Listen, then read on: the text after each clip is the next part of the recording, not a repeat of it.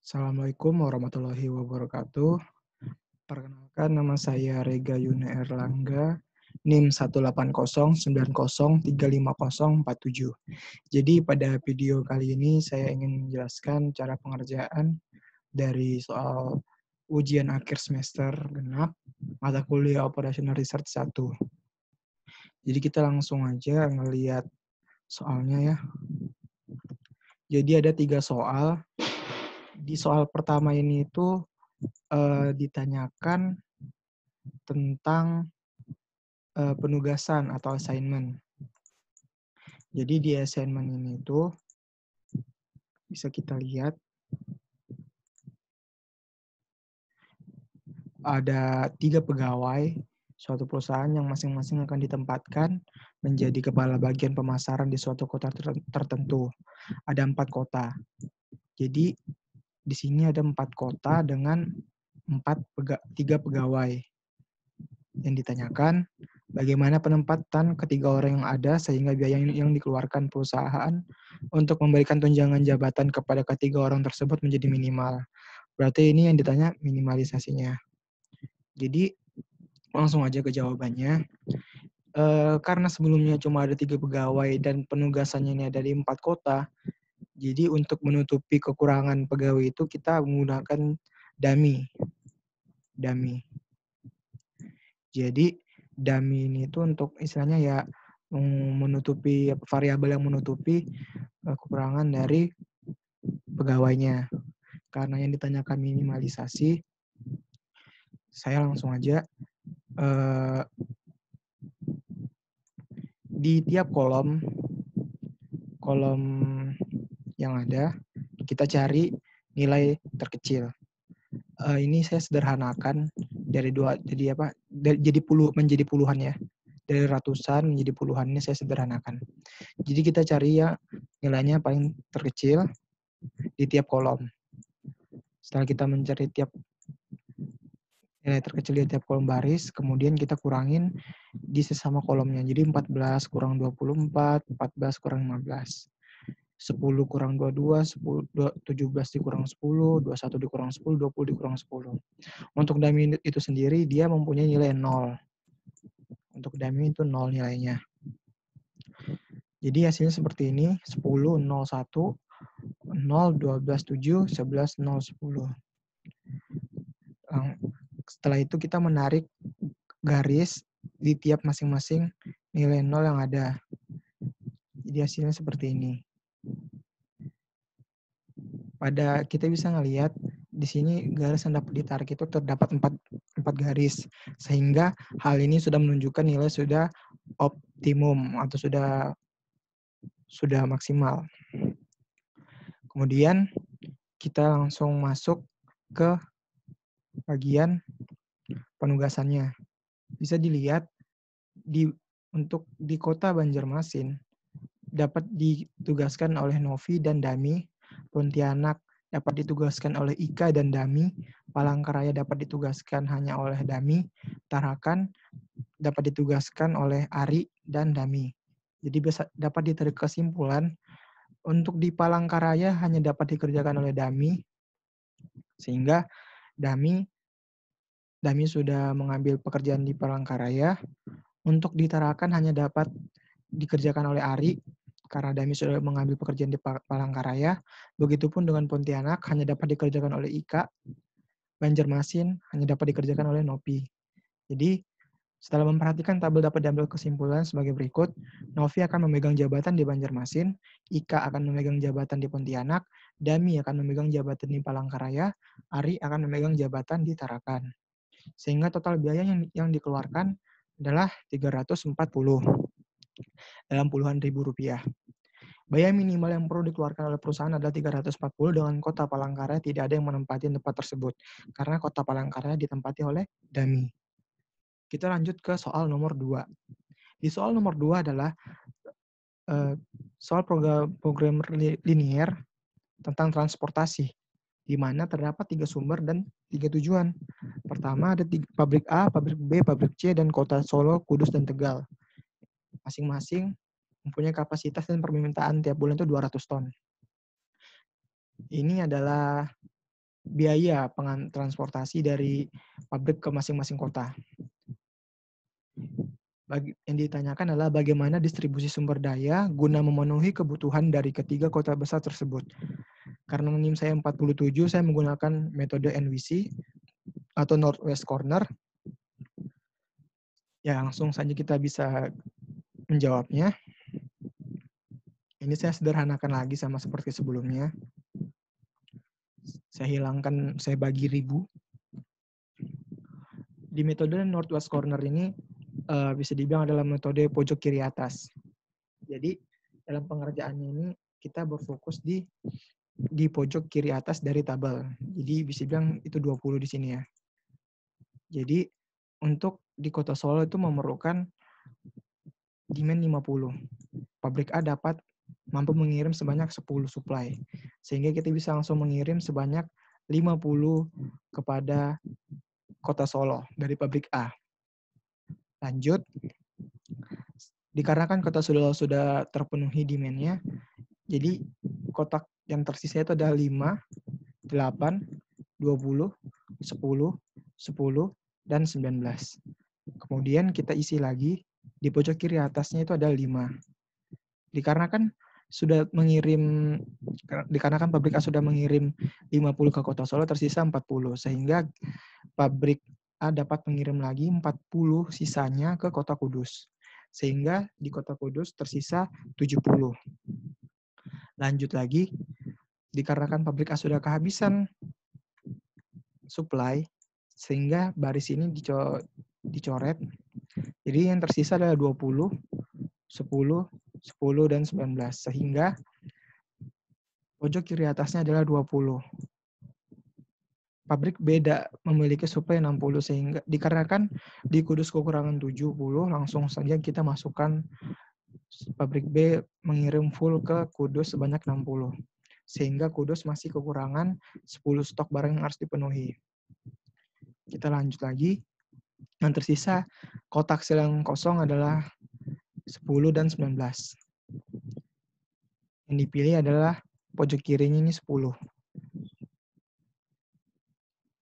Pabrik C memiliki supply 50, sehingga di Kota Kudus kekurangan 10. Yang dikirim adalah 10 untuk Kota Kudus.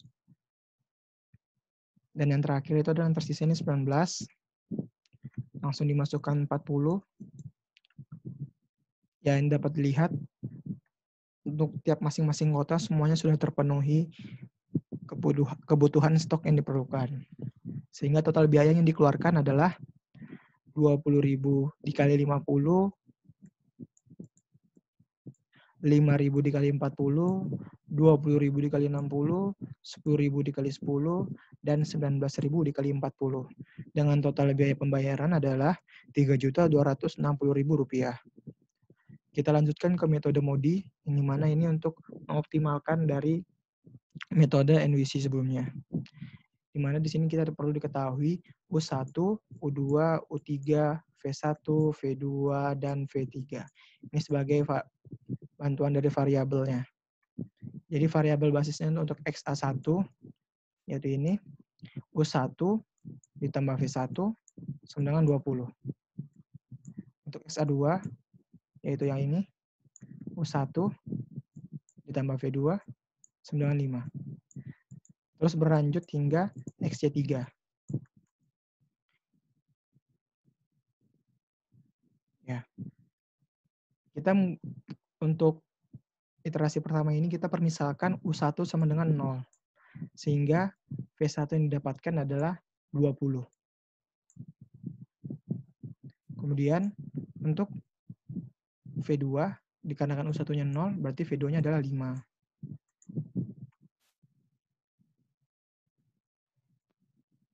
Untuk U2, yang sebelumnya diketahui V2 sama dengan 5, 20 dikurang 5 untuk U2 sama dengan 15. Untuk U3, 10, 5 ditambah 5 sama dengan 10. Begitupun untuk mencari V3. Kemudian kita menghitung perubahan biaya pada tiap kotak sel yang kosong dengan persamaan KIJ sama dengan CIJ dikurangi OI dikurangi VJ. Jadi untuk tiap kotak sel itu yang kosong itu seperti kotak-kotak ini yang tidak dipilih sebagai pilihan. Jadi di sini ada K13, K13. Jadi ada K13 di sini. C13 dikurangi U1 dikurangi V3. U1, V3. 8 dikurangi 0 dikurangi 14. Sama dengan min 6. Hal ini berlanjut untuk tiap-tiap kotak sel yang kosong. K21, K23, dan K31. Masing-masing dikurangi U3, UI-nya, dan VJ-nya. Sehingga hasilnya berakhir seperti ini.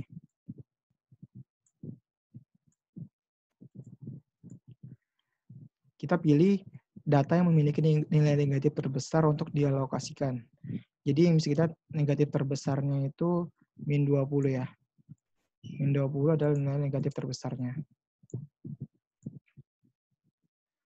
Kemudian kita memilih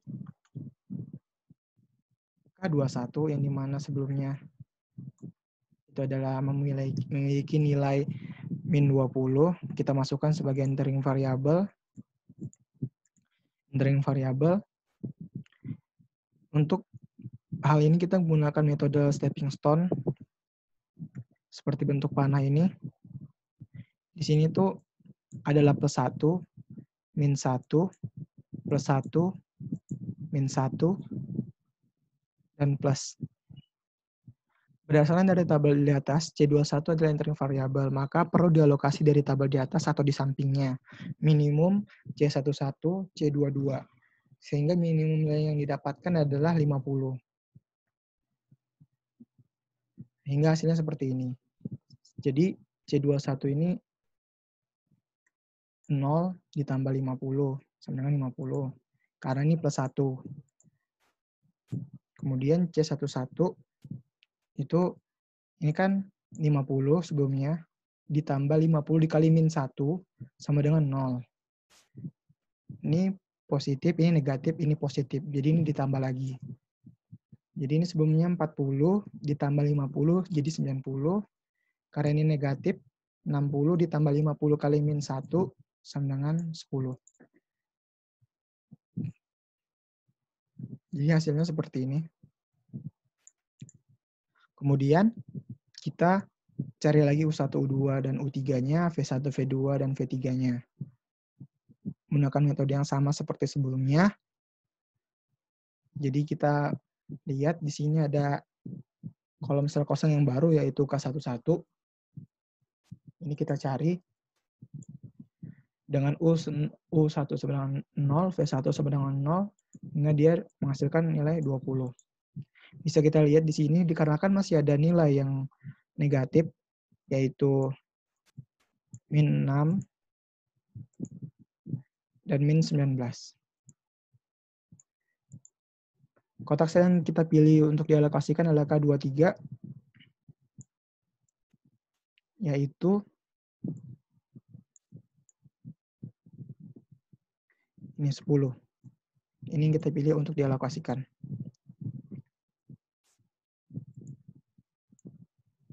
Sehingga berdasarkan dari tabel di atas, C23 adalah entering variabel.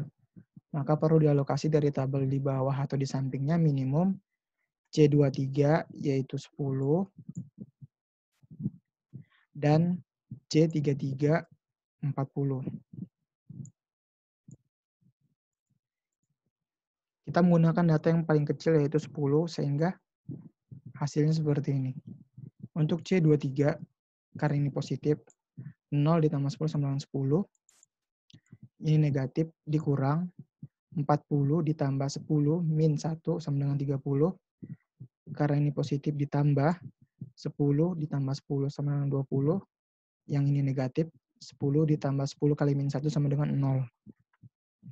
Lanjut lagi ke iterasi selanjutnya yaitu mencari U1, U2, U3, V1, V2, dan V3-nya lagi. Sehingga perhitungan pada kolom sel yang kosong itu menjadi seperti ini. dapat kita lihat di sini masih ada nilai yang negatif, yaitu min 6.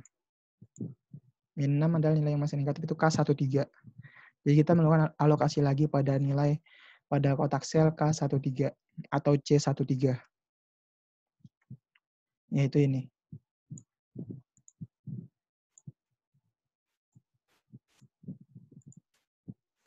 Jadi kita melakukan alokasi pada kolom sel ini. Berdasarkan tabel di atas, C13 adalah entering variabel, maka perlu dialokasi dari tabel di bawah atau di sampingnya. Minimum C12, yaitu ini, dan C33, yaitu ini. Karena yang paling kecil adalah 30, sehingga yang menggunakan variabel 30.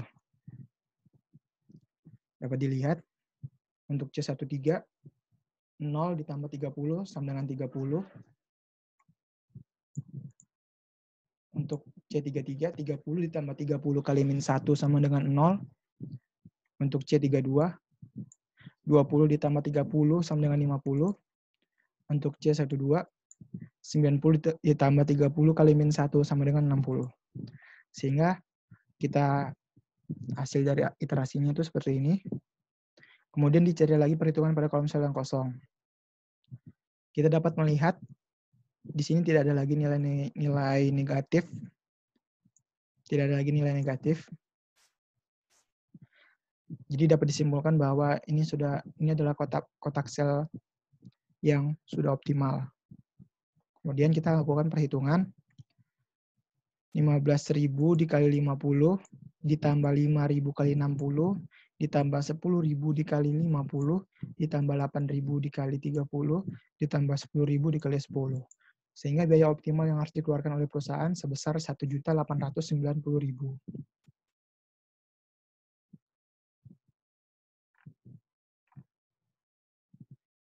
Kita lanjut ke soal nomor 3.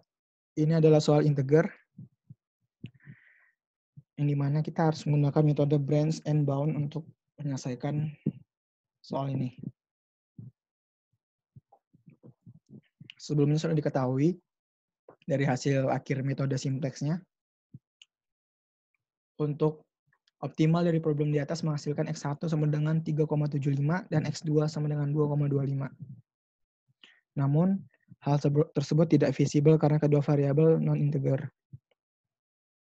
Di sini kita menggunakan UB atau batasan atas, LB batasan bawah. LB ini bisa dibilang apa ya? Dibulatkan ke bawah.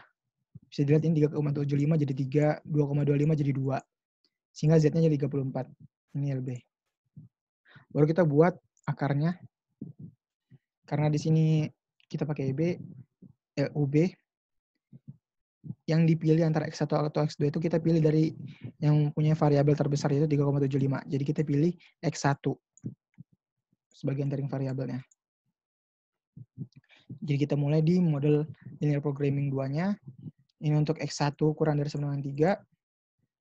Di sini X1 ditambah X2 kurang dari sama dengan X1 sama dengan 3, X2 sama dengan 3, Z sama dengan 39.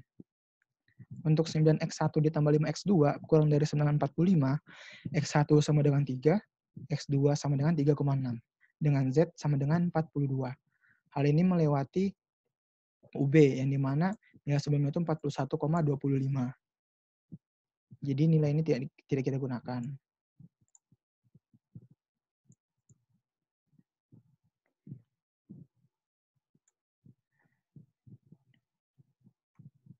Selanjutnya untuk model linear programming yang ketiga, kita itu menggunakan X1 lebih dari sama dengan 4. Untuk X1 plus X2 kurang dari sama dengan 6, X1 sama dengan 4, X2 sama dengan 2, Z sama dengan 42. Untuk persamaan yang ini melewati batas karena ini 42 nilainya.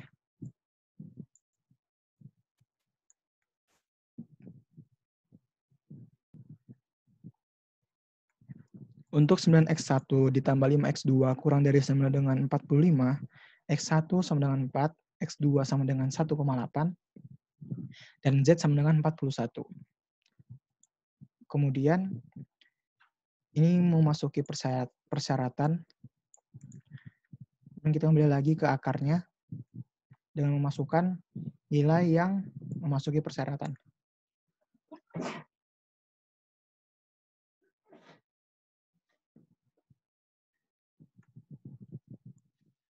Untuk melanjutkan pencabangan, kita memilih node yang dengan UB tertinggi. Di sini bisa dilihat itu 41, jadi kita lanjutkan percabangan pada node ketiga. Di sini kita menggunakan nilai X2. X2 kurang dari sama dengan 1, X2 lebih dari sama dengan 2. Untuk model linear programming 4, X2 kurang dari sama dengan 1. Untuk X1 plus X2 kurang dari sama dengan 6, X2-nya 1, X1-nya itu 5, dengan Z sama dengan 45. Hal ini melewati batas UB-nya, yang dimana itu adalah 41.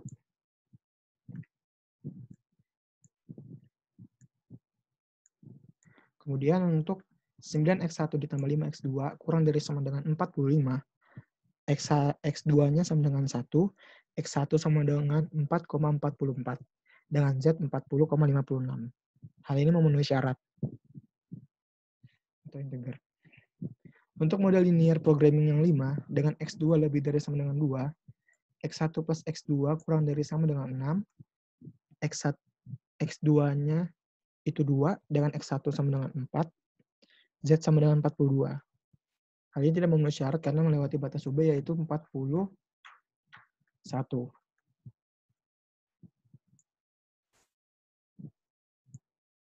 Kemudian kita lanjut ke 9X1 ditambah 5X2 kurang dari sama dengan 45. Untuk X2 itu 2, X1 itu 3,88,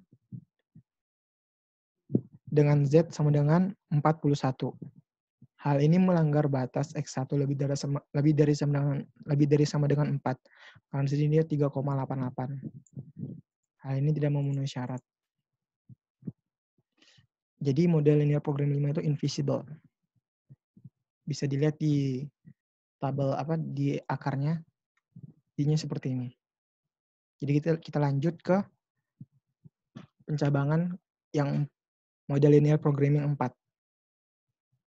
Di sini kita kembali lagi menggunakan X1 kurang dari sama dengan 4, X1 lebih dari sama dengan 5. Dengan Z, batas Z 40,56. Di model linear programming 6 ini, untuk X1 plus X2 kurang dari sama dengan 6, X1 sama dengan 4, X2 sama dengan 2, Z sama dengan 42. Hal ini tidak bisa karena melewati batas UB. Ya, tidak memenuhi syarat. Kemudian untuk 9X1 ditambah 5X2 kurang dari sama dengan 45, X1 sama dengan 4, X2 sama dengan 1,8. Hal ini melanggar batas X2 kurang dari sama dengan 1. Namun, jika kita membulatkan X2 sama dengan 1, Z sama dengan 42. Hal ini tetap masih melanggar batas UB, sehingga model linear programming 6 ini invisible. Karena tidak ada yang memenuhi syarat sama sekali. Untuk model linear programming 7, X1 lebih dari sama dengan 5. Untuk X1 plus X2 kurang dari sama dengan 6-nya, X1 sama dengan 5, X2 sama dengan 1, dengan Z sama dengan 45. Hal ini melewati UB sehingga tidak memenuhi syarat.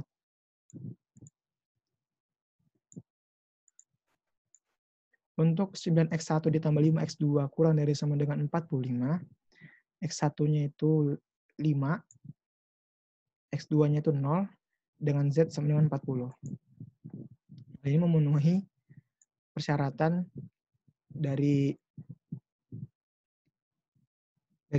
batasan yang ada, sehingga hal ini menjadi nilai optimal dari soal ini. Jadi dapat dilihat hasil akhirnya dari branch and bound-nya seperti ini.